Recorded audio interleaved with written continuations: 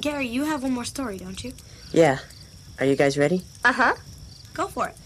Okay. Picture, if you will, one of the most ordinary places you could imagine. Some place where everything is so normal all the time that it's hard to imagine anything weird ever happening there. No, not your living room. Not your backyard. This story takes place in a mall. You mean like a shopping mall? Pretty normal, huh? But sometimes it's the most normal places that can be the scariest. Because, well, they're familiar. Too familiar. Submitted for the approval of the Midnight Society. I call this story The Tale of the Mysterious Mall.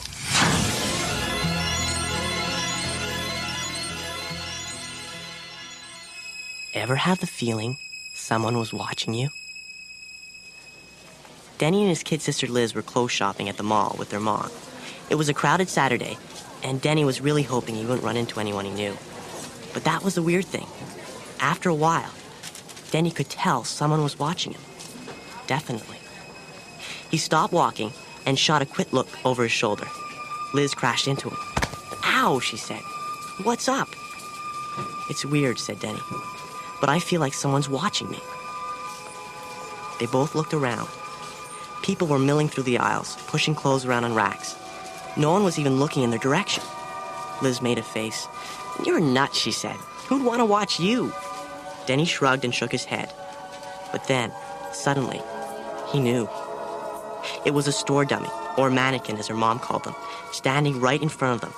It was a boy dressed in a purple striped shirt and jeans. "Wow," said Liz. "You're right. I mean, look at his eyes." It was true. The eyes look real somehow. "Oh, man," whispered Denny. "And it's not just him." They looked around. There were dozens of mannequins all around them, all kids. And they all had the same horrible eyes, bright, glittering, and wet. "Look," said Denny under his breath. "They're all staring at us." Liz shivered. "Quit scaring me," she said. "Wait a minute," said Denny. "Where's Mom?" They looked around. She was gone. "It's okay," said Denny quickly. He could tell Liz was starting to freak out, and to be honest, so was he. "We'll just go to the manager's office. They can find her for us." The manager's office was at the back of the store. Behind the official-looking door, a pretty blonde lady was sitting at a big desk. At first glance, she looked friendly and kind. But closer up, Denny wasn't so sure. "Is something wrong?" she asked. "We lost our mom," said Denny. "Well, don't worry," the lady said. "I'll make an announcement. We'll find her soon enough." Liz sighed with relief. "Here," said the lady, smiling. "You can have a snack while you're waiting." And with that, she put a plate of cookies in front of them and poured 2 glasses of milk. Then she headed out. Denny looked at Liz. "I don't like her," he whispered. "Me neither," she said. "But these are awesome cookies." Cautiously, Denny tried one. They really were good.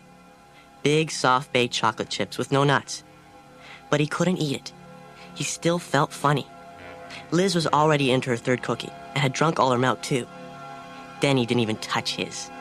There was something about that lady he just didn't trust. "I think we should go," he said suddenly. He tried to stand, but could barely move.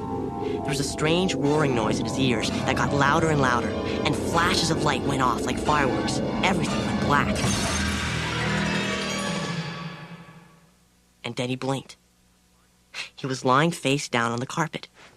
It took him a minute to remember where he was. Then he looked at his watch and gasped. It was almost midnight. "Liz," he said. The manager's office was completely empty. Denny went out into the store. It was like another planet. Dark, totally empty, and silent.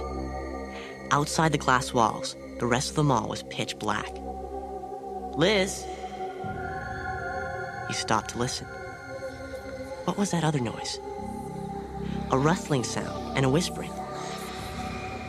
Denny strained his eyes.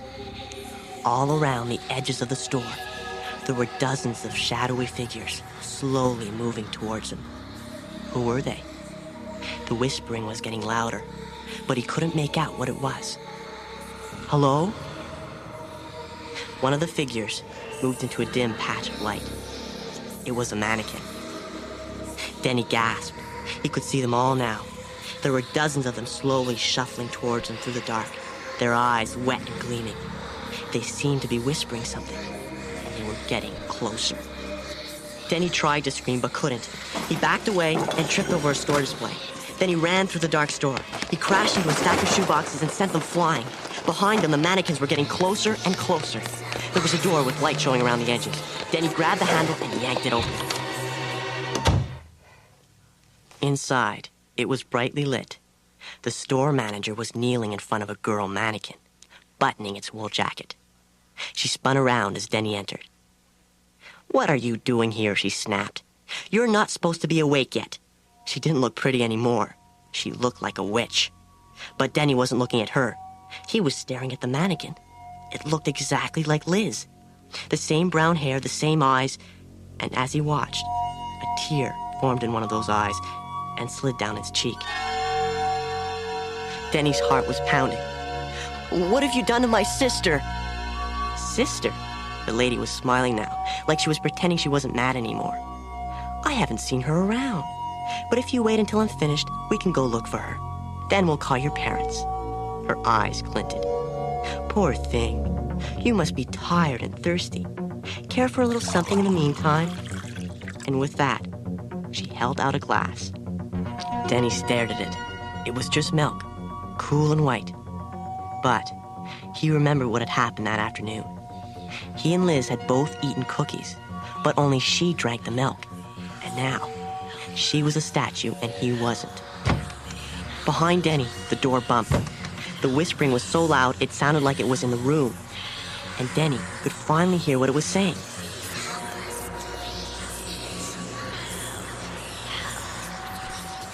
Denny took the glass of milk. He lifted it up to his mouth as if he was going to drink it. But then he threw it into the lady's face. She screamed. She grabbed her face as if the milk was burning her and tried to attack Denny. But her movements were stiff and jerky. She was turning into a mannequin. Her mouth opened to scream one last time, but nothing came out. And there she was, frozen solid, her hands still reaching out like claws. Suddenly, the door burst open, and the air was full of voices, all laughing, shouting, and crying. The mannequins, dozens of them, came rushing in. Only they weren't mannequins anymore. They turned back into kids. And Denny was their hero. The girl mannequin was gone, too. In her place was Liz, back to normal. "You saved me," she shouted to Denny. "You broke the spell." Over her shoulder, Denny could see what was left of the store manager. She was just a mannequin. Just a bunch of harmless plastic. Only something was odd. It was the eyes. They were bright blue, glistening wet, and furious.